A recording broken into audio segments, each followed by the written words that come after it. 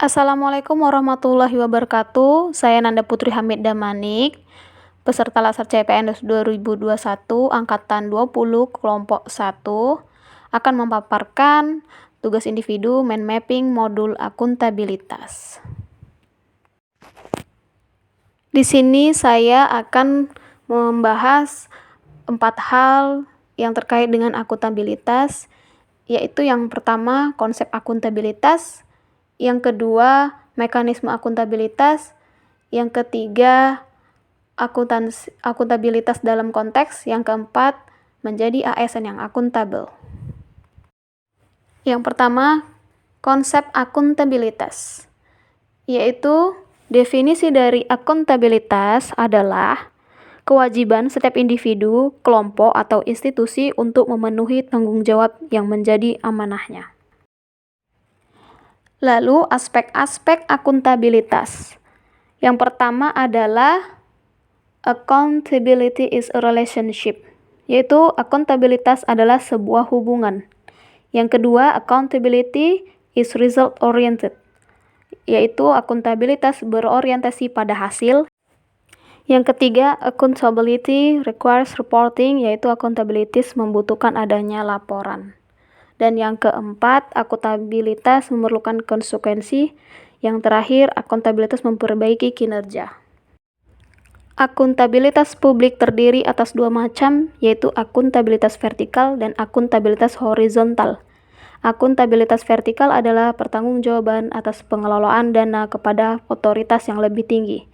Dan akuntabilitas vertikal membutuhkan pejabat pemerintah untuk melaporkan ke bawah kepada publik. Fungsi akuntabilitas publik itu ada 3. Yang pertama, menyediakan kontrol demokratis. Yang kedua, untuk mencegah korupsi dan penyalahgunaan kekuasaan. Yang ketiga, meningkatkan efisiensi dan efektivitas. Akuntabilitas memiliki 5 tingkatan, yaitu yang pertama akuntabilitas personal, yang kedua akuntabilitas individu, yang ketiga akuntabilitas kelompok, yang keempat akuntabilitas organisasi, yang kelima akuntabilitas stakeholder. Mekanisme akuntabilitas. Untuk memenuhi terwujudnya organisasi sektor publik yang akuntabel, maka mekanisme akuntabilitas harus mengandung dimensi. Yang pertama, akuntabilitas kejujuran dan hukum, yang kedua akuntabilitas proses, yang ketiga akuntabilitas program, yang keempat akuntabilitas kebijakan. Mekanisme akuntabilitas birokrasi Indonesia. Yang pertama, perencanaan strategis atau strategic plans. Yang kedua, kontrak kinerja. Yang ketiga, laporan kinerja.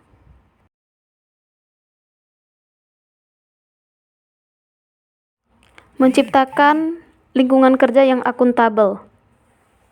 Yang pertama, kepemimpinan. Yang kedua, transparansi. Yang ketiga, integritas. Yang keempat, tanggung jawab. Yang kelima, keadilan. Yang keenam, kepercayaan. Yang ketujuh, keseimbangan. Yang kedelapan, langkah-langkah yang harus dilakukan dalam menciptakan framework akuntabilitas. Yang pertama, menentukan tujuan yang ingin dicapai dan tanggung jawab yang harus dilakukan. 2. Melakukan perencanaan atas apa yang perlu dilakukan untuk mencapai tujuan.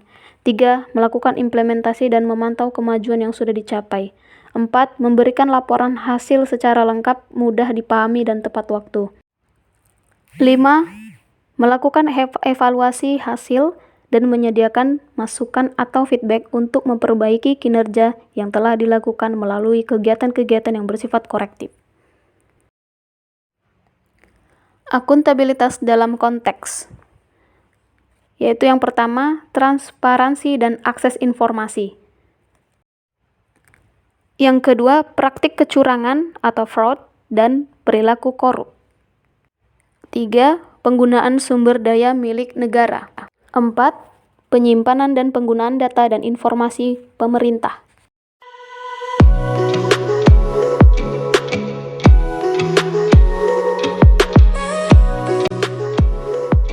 Mampu memimpin rapat merupakan salah satu bentuk implementasi dari nilai-nilai akuntabilitas, yaitu kepemimpinan.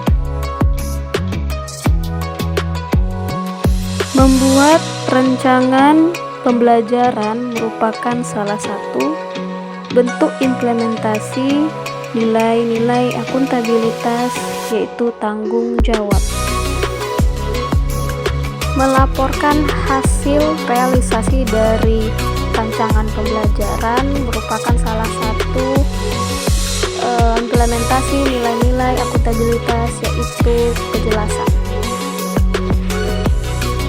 Demikianlah pemaparan mind mapping modul akuntabilitas beserta bentuk-bentuk implementasi nilai-nilai akuntabilitas dari saya.